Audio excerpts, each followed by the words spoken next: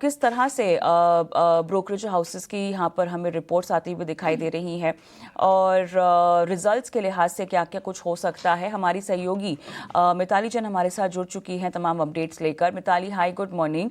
और मिताली, Q3 नतीजों के बारे में जानना चाहेंगे। जो कल बीते सेशन नतीजे आए हैं बाजार बंद होने के बाद, ज़रा उनका एक राउंड अप दीजिएगा सबसे पहले। जी गुड मॉर्निंग। सबसे पहले ट्रेंट लिमिटेड की बात कर लेते हैं। यहाँ पे रिजल्ट्स अच्छे देखने को मिल रहे हैं। रेवेन्यू में करीबन 16% का इजाफा कंपनी ने दिखाया है। एबिटा मार्जिन की बात करें तो 18.6% से बढ़कर 20.4% पे आता हुआ नजर आ रहा है। साथ ही जो अदर इनकम का इनका सेगमेंट है वहाँ पे अच्छी ग्रोथ यहाँ पे दिखाई है, जिसके कारण प्रॉफिटेबिलिटी इंप्रूव होती हुई नजर आई है। और लेबर कोड का इम्पैक्ट बताया गया है करीबन 26 करोड़ के आसपास। मैनेजमेंट का कहना है कि कस्टमर का जो सेंटिमेंट है वो धीरे धीरे और ज़्यादा इंप्रूव होता हुआ नजर आ रहा है। इसके साथ ही JSW सीमेंट के भी नतीजे कल आते हुए नजर आए और नतीजे एस्टिमेट से जो अनुमान थे उससे अबव ही देखने को मिल रहे हैं। रेवेन्यू में करीबन 13% की क्वार्टर दर क्वार्टर इंक्रीमेंट देखने को मिल रही है। वॉल्यूम ग्रोथ भी स्टेडी देखने को मिल रही है। साथ ही मार्केट ट्रैक्शन जो है वहाँ पे इम्प्रूवमेंट जताई जा रही है।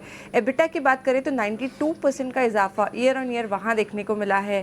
टाटा पावर ने भी अपने नतीजे जारी किए और नतीजे जो है वो वीकर साइड पे देखने को मिल रहे हैं। रेवेन्यू में करीबन 9% की गिरावट रजिस्टर होती हुई नजर आ रही है और एस्टिमेट्स जो है एस्टिमेट से नीचे ही नजर आ रहे हैं नंबर्स। और एबिटा भी यहाँ पे साल दर साल आप देखें तो 9% की गिरावट वहाँ पे भी देखने को मिली है।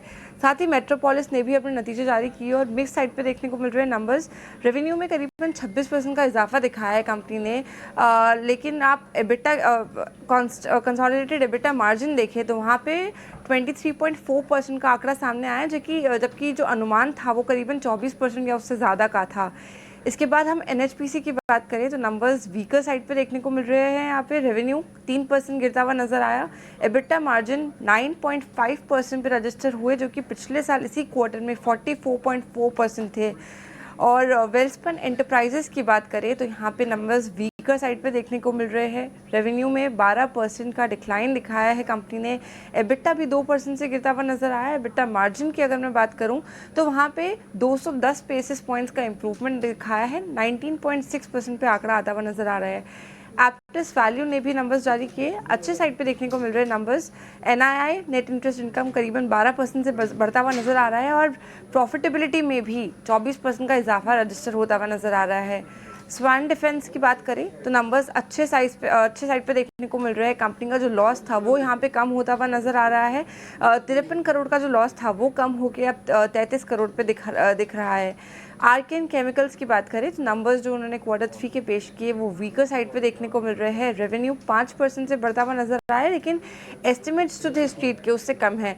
और एबिटा भी यहाँ पे 32% डिक्लाइन हुआ है। एबिटा मार्जिन की बात करें तो 33% का जो पिछले साल इसी क्वार्टर में आंकड़ा था वो कम होकर 21.3% पे रजिस्टर हुआ है। कमिंस इंडिया की बात करें तो नंबर्स मिक्स साइड पे देखने को मिल रहे हैं। रेवेन्यू 1.3% गिरा है। एबिटा 6% से बढ़ता हुआ नजर आया और एबिटा मार्जिन जो है वो इम्प्रूव होता हुआ नजर आया। 19.3% से बढ़कर 20.8%। लास्टली सात्विक ग्रीन एनर्जी के नंबर्स की बात करूं तो नंबर्स अच्छे देखने को मिले।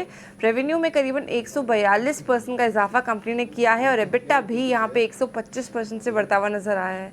तो ये कुछ नंबर्स जो कल बाजार बंद होने के बाद हमारे सामने आए। ताली तो नतीजों के दम पर इन कंपनियों में एक्शन दिखेगा, लेकिन खबरों के दम पर